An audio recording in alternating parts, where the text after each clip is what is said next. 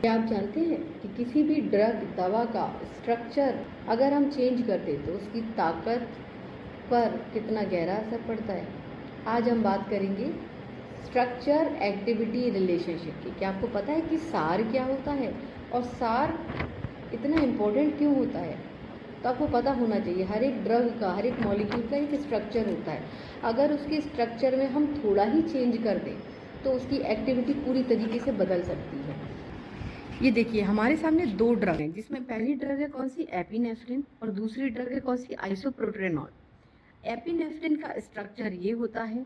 Epinephrine के इस structure पे हमने कहाँ पर बदलाव करा, हमने यहाँ पर NH CH3 के मिथाइल ग्रुप की जगह पर हमने यहाँ पर क्या जोड़ दिया, आइसोप्रोपाइल ग्रुप जोड़ दिया। इतना सा चेंज करा है हमने।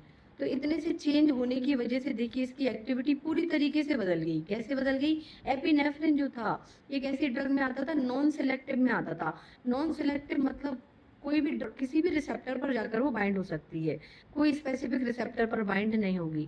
लेकिन जब ये आइसोप्रोप्रेनॉल बन गई तो ये कैसी ड्रग हो गई, सिलेक्टिव ड्रग हो गई। मतलब सिर्फ बीटा के रिसेप्टर्स पर बाइंड होगी, अल्फा पर बाइंड नहीं होगी।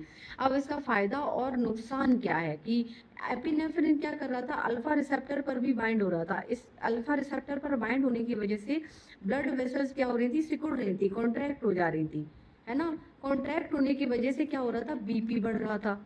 लेकिन आइसोप्रोटेनॉल अल्फा पर बाइंड होगी ही नहीं, ये सिर्फ किस पर बाइंड होगी, बीटा रिसेप्टर पर बाइंड होगी, जिससे ये ब्लड वेसल्स को कॉन्ट्रैक्ट नहीं कर पाएगी, और कॉन्ट्रैक्शन नहीं होगा तो ये बीपी को भी ज्यादा बढ़ा नहीं पाएगी।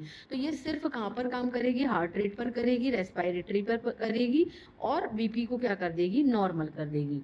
हमने देखा कि सार यानी कि एक किसी भी ड्रग के छोटे से स्ट्रक्चर को भी अगर हम चेंज कर दें तो उसका कितना गहरा असर होता है।